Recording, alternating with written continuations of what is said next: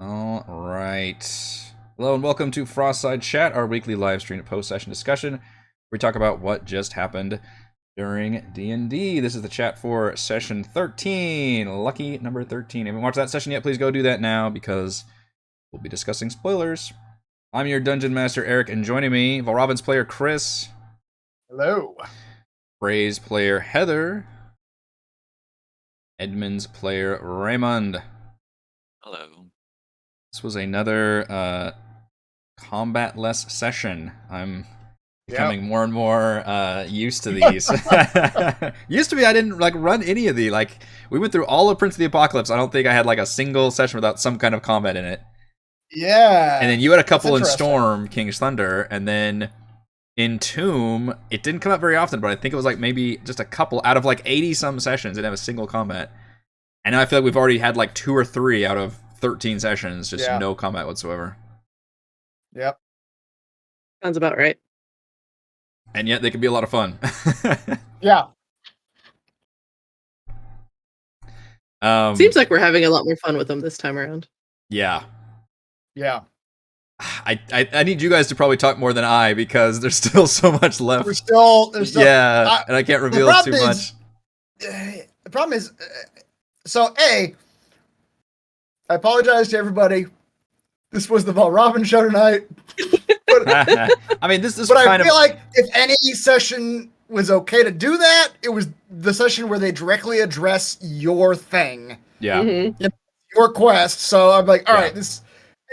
I also didn't see a way around it. There were plenty of situations where I was like, well, I could stop talking and let other people come in, but they don't know what's going on. They literally have no idea what's going on right now. The two of you pre-planned this, is what you're saying. Not really. I mean, not parts of it maybe, but a lot of this is, and a lot of it was made it so nervous for me to plan. Is I didn't know what was going to happen. I didn't know how the players respond to all this. Which I'll say this.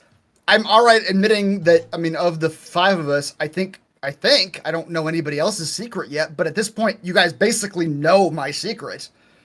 That's kind of the whole... Yeah. That's, once again, that's why I didn't feel too bad about talking most That was of the a bold session. choice. I did not expect you to give that information out at all. I'm pretty sure we figured out Rochelle's as well, too, whenever she, used mind flayer powers.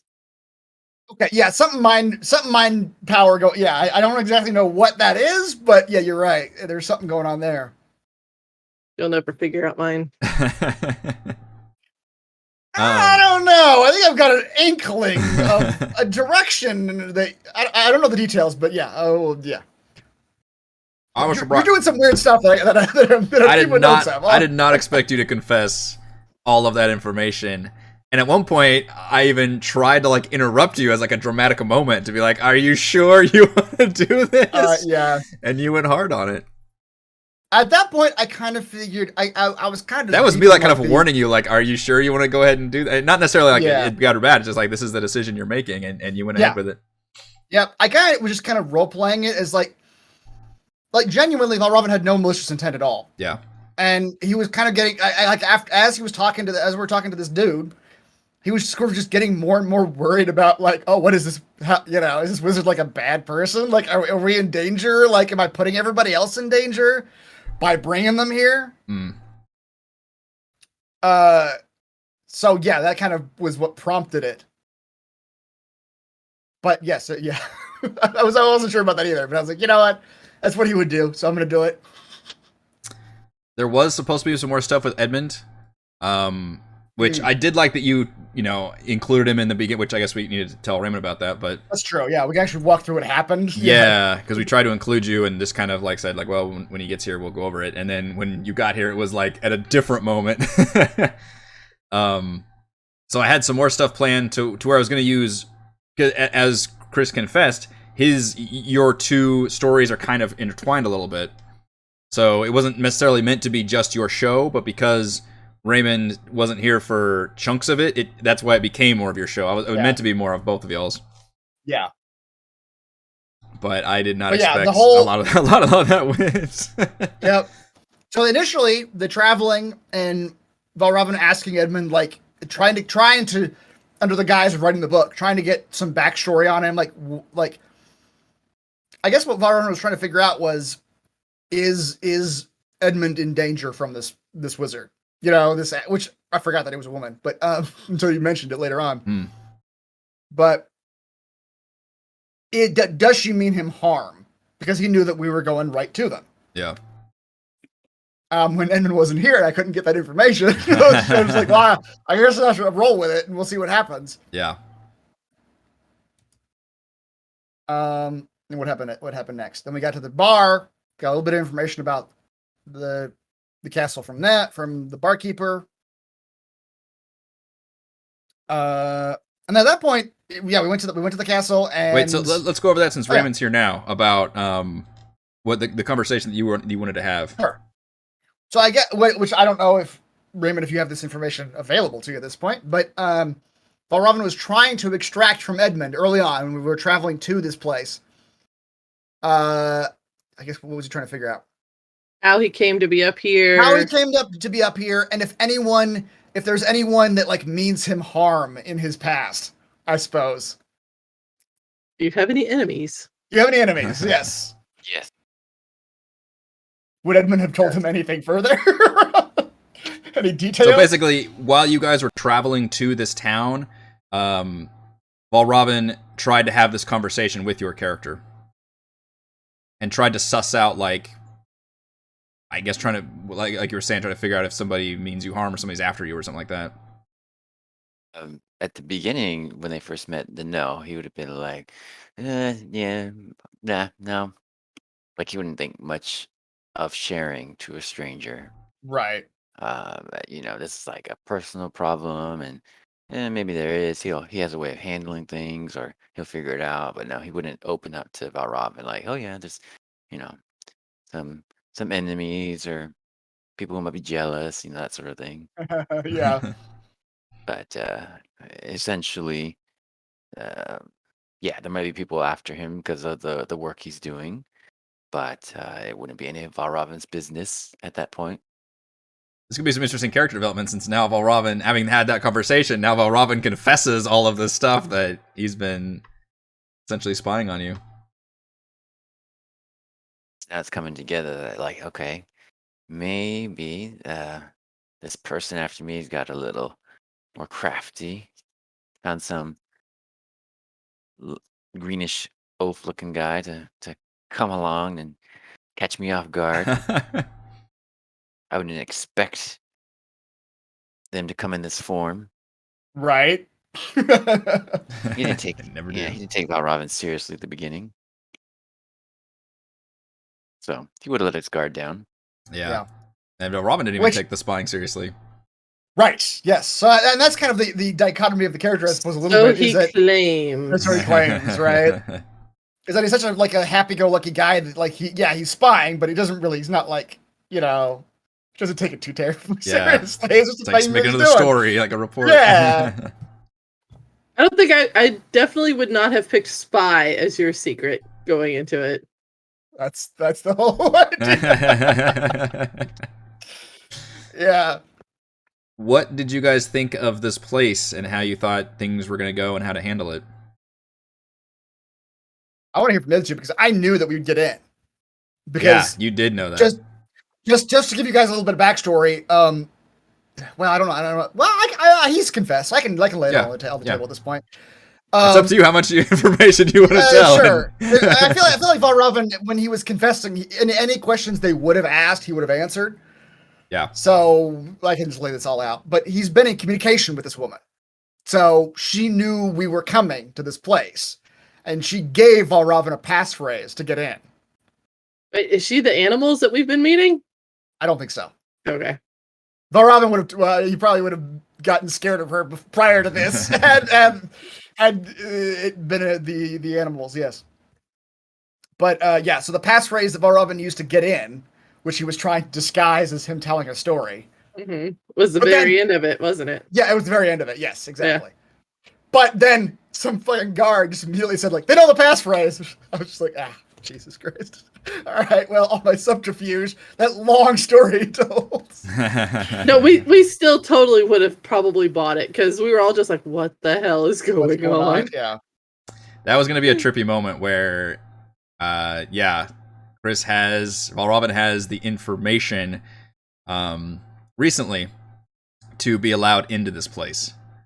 And that was supposed to be a what the fuck moment. And I thought it was really clever the way you disguised it as just, I'm going to tell this random story. And everybody was just like, what the fuck is going on? What are you doing? And I even tried to play it off as like, all right. And then, of course, I knew it was coming. A conversation while you were talking. And exactly. And I knew it was coming because he's going to end it with this passphrase somehow. Yeah. And then that's what's going to make the others. And I didn't want to, like, suss you out, but I tried to make it a little bit like, oh, wait, what did you say? Like, how, I wanted to kind of tease the fact that you said something. And then at one point, one of them says, like, oh, it knows the passphrase. And I liked it. It seems to work pretty well because all the rest of the party members were like, what the fuck is going on? Yeah. Having these secrets has been fascinating to work with as a DM. Really. I assume it's fun for you guys too, but it seems like it's been a fun trip. It's been very interesting to like just guess, like especially because you see people doing weird things. Yeah. You see, I can like count them out. Well, actually, I don't know if I've seen it one out of Edmund yet. Now that I think about it, we've seen him go a little cray over the. Yeah, the actual Chardalin. His interest in those is probably the most thing. We've seen Celeste have like random ass mind powers. We've seen Thimbleweed like randomly heal. I think is what we've seen is like his skin just stitch up. And we've seen Frey collecting body parts. Which may be just a character choice, but so there's something weird going on. I don't know. So I don't know what any of those mean, but I just know that there are weird things that we've seen. Yeah. If you look at my character art, she does have bone necklaces and stuff. Yes. Yeah. Yeah, that's been a cool thing, and some of those I've been able to weave into the direct stories more than others. I'm hoping to obviously create, to where everybody's at least got some kind of major, like, okay, this is going to be your character, like, thing. And obviously this is a big one for Vol'Robin specifically, and to a lot of extent Edmund. And like I said, I did have more planned for Edmund here. But A, Raven wasn't here, which obviously affects things, but B, Vol'Robin fucking, like, confessing everything. I tapped the brakes on, like, any plans that I had. I was like, holy shit, Chris has just took the reins from this. I made a decision. I made an executive decision. You made an executive decision. So I backed off on whatever other plans I had, and I was like, I'm just going to let this play out for, like, half an hour. And it was a glorious scene. Because I've mentioned this before, one of my favorite things to do when things are happening and the DM can just lean back in the chair and watch them unfold amongst players is one of the most enjoyable things. Because you've put together a situation that, like, you no longer have to, like, actively run. It's just the players are now involved in something, and that was just an absolute fantastic moment for me. I loved it too because I should have seen it coming because it is very much a a dramatic TV show moment where Vol'Robin was literally imagining that he was going to confess and get the gratitude of his compatriots. Right? Like, he was going to be like, I have something to tell you, instead and I'm going to bring you in on this thing. Yeah. And instead, they're all like, betrayal. Yeah. Right? Betrayal of the highest order. We're the epitome of the telenovela. That's right. Yeah. Come back from commercial, Frey jumps him. That's right. Yeah. Yeah. So it was very much a like confession that he thought was going to go well. And then they're all just like, no, you're a betrayer, or what's going on? Yeah, that was fantastic. I'm still not sure. I wrapped my head around the fact this was all done via the message spell, which is kind of a little bit of magic. We probably got a little out there with that, but yeah, a little loosey goosey, but it's it made for good, entertaining moments. Yeah. Yep. At one point, I do love the idea that Frey just has no like social awareness. So she, at one point, she's tackled him and started saying something about the wizard, and Vol'Robin was like just furious and trying to yell at the muzzle, like, she's listening. I mean, like, I'm trying to be surreptitious here. That's true. Yeah, Frey is not the smartest person. She has her intelligence score is 8 here. Right. Okay? Yeah. Which is why it was very entertaining, the fact that I kept making those goddamn intelligence saves from the last time. Yeah. But, like, she understands, like, rudimentary Celeste mop hurt. Thimbleweed bugs, ooh. Yeah. Vol'Robin, Tucky bad, hands bad. Yeah. Betrayed us? Yeah. Tackle. Betrayed us. Tackle. Like, get him where he can't hurt. Yeah. Yeah. So she knew she's like, okay, because she's seen you do like the little misty step things and knows it takes like hand movements. She's seen these things. Yeah, she somebody doesn't in the chat understand said, how like, they work. Stepped out of your grapple, but I didn't think about it at the time. She doesn't understand how they work at all. She just knows you do this and then you go poof. But I think you played it to where if she takes this, there's no poof. You were Chris. Vol'Robin was purposely being submissive though. Like you didn't want to like try to escape. That's true. I need to like explain myself and calm the situation down. Yeah, Don't give her a reason to actually pull the weapon. That's right. Yeah, I guess that's actually a good point because as you said, Heather, when you did it, like this is Frey not killing you. This is Frey alternative. She does care about you after all. She hasn't murdered you on the spot. Yeah. Yeah, as a DM, it's tricky not to react to this because obviously you're doing this in a very unique situation where you're just like talking with somebody and then there's like guards everywhere. But on the other hand, like I also want things to play out. Like I want you guys to have fun with it. So I thought it was a really neat, like I said at some point, it almost came across like a family squabble moment. Yeah. Which is very fun. I think a lot of D&D adventuring parties should have that. I think that's what the secrets can do. Not necessarily where you are literally working against each other, like somebody's evil or something. I think that's a bridge too far. But you do have your own different motivations and agendas, and at this point may actually clash with another player. But I like that your character development, and we kind of talked about this before the stream, but it is that classic story beat of like, you know, this person is part of this team but has their own agenda that might be against the team, but then they learn to like, oh, I actually like this group of people even more than my other people, and I'm gonna align myself with all of you. Right. Don't pay no attention to my betrayal. I'm really your friend. Yeah, I'm your friend. I'm gonna betray my other friends. That's right. He is the Gamora of the Y'all's Guardians of the Galaxy team. That's what we've decided. No longer are you the daughter of Thanos. That's right. But we'll see how this plays out because I love that. Like Edmund's now. I don't know how he's going to end up reacting after this is all over. Yeah. Celeste mentioned like, oh no, Vol'Robin was my support system. Yeah, I like that she just left as like, I don't know what's going on, but Vol'Robin's in trouble. I need to help him. You've created like a loyalist within the party. Right. You've got your own dissident faction. I really wish you would have let us roll like contested strength checks on that one. I mean, depending on where it was going, we would have had to go with that, but it sounded like it was I don't know, I was just letting you guys like wrestle off screen at this point. Yeah. And then Thimbleweed wanted to hear me out. So yeah. It was very interesting. Yep. You usually get these like sort of heavy roleplay moments with an outside party. You rarely get these heavy roleplay moments within just the party. Within the party. I don't think I can think of another situation. I mean, it's probably come up at some point. I feel like the last one I remember was the thing that made me laugh harder than anything else, which was when you like almost died from a mushroom and Thimbleweed was like berserk over there, and it's like this whole like funny situation, Tomb of Annihilation. Yeah. Which was all a big joke. This one was not a big joke. It's actually more of a serious moment. And I'm not sure we've had one like that. Maybe we have. Somebody in the chat maybe you can, or a comment later can recall, as I often forget, but might be one of our first serious in-party roleplay scenes. Yeah. Which lasted for like a solid half hour, like I said. And I was literally going to end the stream at the top of the hour at 11 o'clock. So I was like, I just can't go any further without Raymond being here. Like, it's such an important part of your player story. And you fired up the MVPC poll at like knowledge of being like, okay, I'm going to end it like right after we get to this epic moment where you're probably going to confess. And then I obviously want his reaction, so I'm going to end the stream. And then he came on like right at that moment. I was like, oh shit. So I just left the poll on there. It had, obviously timed out, but I was like, well, it's gonna just stay on there. Yeah. The hell is going on in the chat? And we got like some sort of bot or something. I need to reports. Let's see. You can take care of that. I can. Thank you. Sexually explicit material. Yeah. Does that get rid of all of them? Usually when I see these, I'm like annoyed that they're showing up. I'm like, oh yeah, show. It's fine. It's just a funny comment. Yeah. Yeah.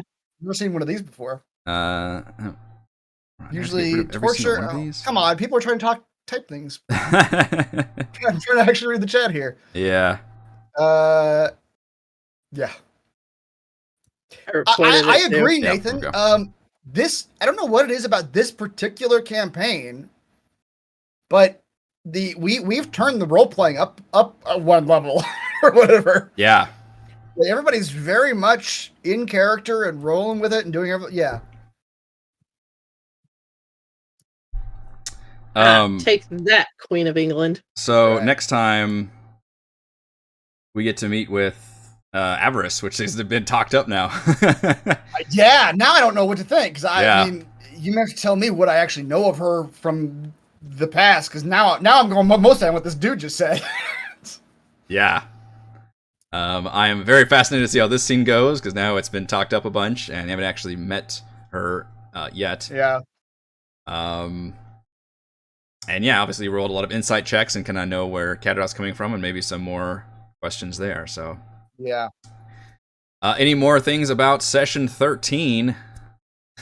It was I basically, this was a situation where I kind of had to plan this whole area because once again, I just didn't know how the players were going to handle it. Honestly, I was thinking back to like even Fort Belwarian, like except this situation, I know you guys were going to get in pretty easily because of what you did. Yeah, we're gonna fuck it up like we did for Right, but that was a case where like I had to prep like all that stuff because you guys went in a completely different direction and did Yeah. everything differently, and I was like, well, what if? Just wait. Next week could be worse. Well, what I didn't realize here, well, I guess I'd forgotten, is you guys don't have that roguish type character who's like, I'm gonna specifically sneak off like Kaless or Kethra, or even like somebody who can cast invisibility. Like I'm gonna specifically, like while you guys are doing the scene, I'm gonna sneak off and do this, I'm gonna do that, I'm gonna get into these rooms. That's the kind of stuff I was preparing for, just in case people opening more rooms and snooping around the place. Yeah. But instead, everybody kind of shuffled along, and that's what I was kind of making sure. I was like, okay, I can bring you guys. You always go follow, because I always feel bad about kind of railroading it, but just forcing it a dialogue scene, even though I know that's what's coming. But you guys don't really have that kind of party to where you've got that like one kind of roguish type character who's going to be going off and doing their thing, unlike every other campaign I think we've had. Yeah. Well, I mean, it's the way you have to like define a roguish type character. To me, Chris's Vol'Robin is a roguish type character because he just starts talking, and then shit happens, and it's like the rest of us are just like sitting there waiting. We're like, and now, and now, and now, and now. Okay, now. Yeah. Yeah. We have to wait till the words get finished. That's And right. the previous question of why we're role playing so much. It's just, yeah, we don't have any particular characters that initiate trouble per se. That's true. It might be Yeah. that might actually be a function of, You guys are of just us like- not having any of those. Frey is fuck up, probably you the know. closest thing. Yeah. But I mean, even then, she can keep herself in check for the most part. Yeah. Yeah. But like, I can tell you right now, like next week, she walked off from everybody, and Vol'Robin will never be behind her again. Some trust has been broken there. That's Yeah. right. That's fair. Vol'Robin will never be behind her again. And the first sign that it looks like he's on her side, she will try to kill him. Oof. Yeah. Part two, I don't know if the DM can control this or not, but it just seems like we have less combat situations. I don't know if it's the party related, but it just seems like there's less that could be combat. I don't know. I'm trying to present more gray area situations. Like, technically there's nothing stopping you guys from just pulling out weapons and start attacking these people. Like that's always on the table basically in D&D.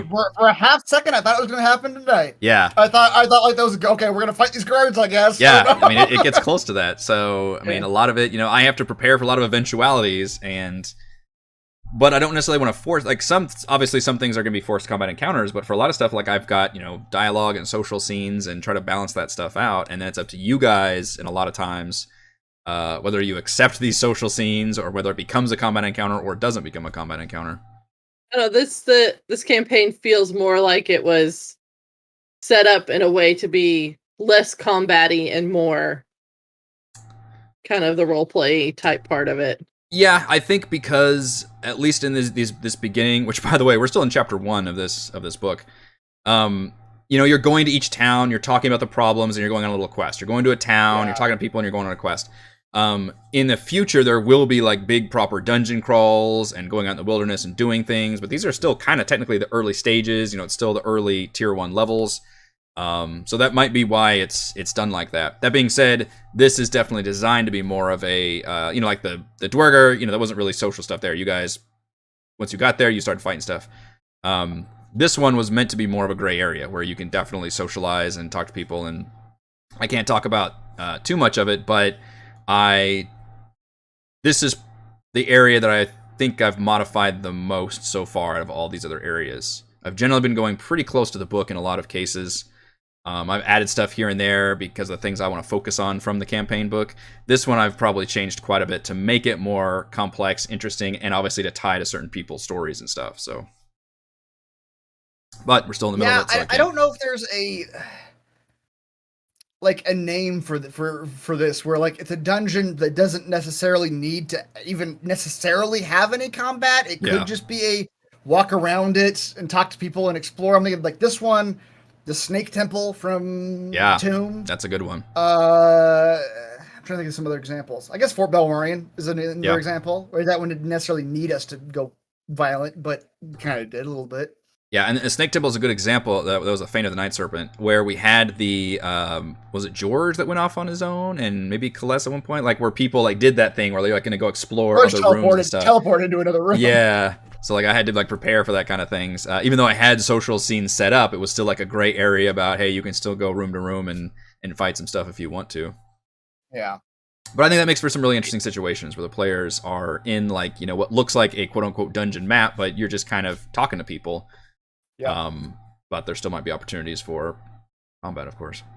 I don't know about the other characters, but like my character, I can't just run off and do anything by myself because I just die. About Robin, Little squishier. I don't know about Thimbleweed. He seems a bit squishy, but I don't want to downplay him. Right, everyone's pretty squishy. I mean, not Frey, and I don't know about Celeste. She has one more hit point than. Yeah, oddly, most of you have the same hit points, and then Frey just got like way ahead of everybody. Yeah.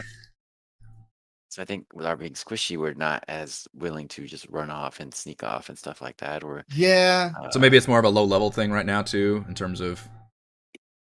Maybe. There's also those just like the skill sets. None of us have really focused in on those like stealth. I'm gonna go off by myself skill sets like stealth. Yeah, like I mentioned that. The previous parties we had people with like invisibility or just rogues that were really good at sneaking around.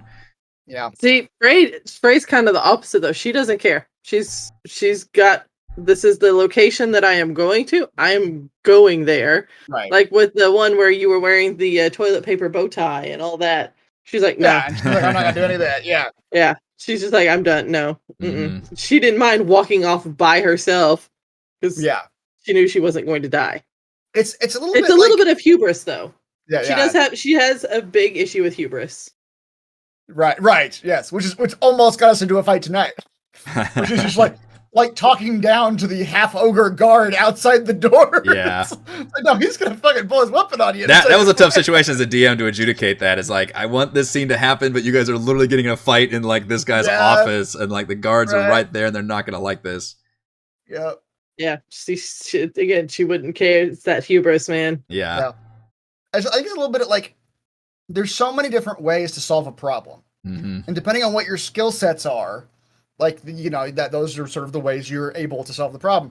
I just don't think that any of our skill sets are that sort of like, well, I'm going to go off by myself and sneak around and silently do this or that. A lot of us wouldn't do that. You guys have the skill set of, I'm going to talk to people because you're really good at talking to people, and I'm going to like kill people because you can obviously kill people. Hit them hard. Yeah. Those are your choices right now. So as a DM though, you still do you think you figured us out yet, or do you still have to like prepare for any situation that's far in? I mean, you can anticipate a lot of stuff based on. I mean, obviously, I've been playing D&D with you guys for so long. I can anticipate maybe some player reactions to stuff. Based on your characters, that's getting better and better as you guys play these characters more. I can anticipate kind of the choices that you make and the skills that you have. There is definitely a point where I might put a a problem in front of you, and I will look at your character sheets and look at your spells and things and determine like, okay, is there just an easy way they can solve this and make it not too, interesting? Which sometimes that's fine. Like it can be fun to be like, oh, I've got a spell that solves this problem. If you're expending a resource, that's totally fine. You'll use our character sheets against us, like that stinking dude where you tried to get me to kill Vol'Robin.